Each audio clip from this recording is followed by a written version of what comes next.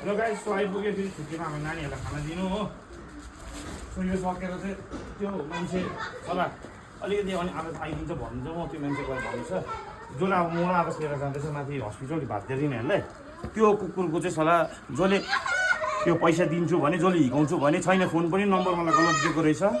So म त्यसलाई weight गरिबस्नु सक्दिनँ, त्यसको खुट्टा पुरा दुख्दैछ। सो आइम गोइङ, म र मेरो साथी आज चाहिँ मलाई सपोर्ट गर्दैछ, जाँदैछ हामी भात दिएर चाहिँ माथि सारा या कहाँ लाने हो, त्यसको खुट्टा के भएको छ।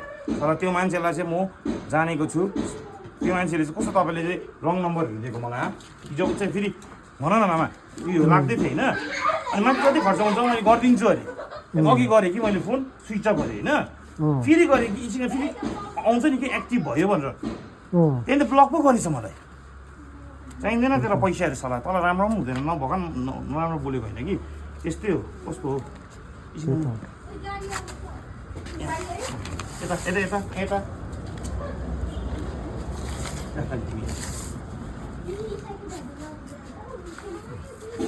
सो छिटो गरेर अब कति बजी बन्द हुन्छ, छिटो जानुपर्ने छ म र आदर्श।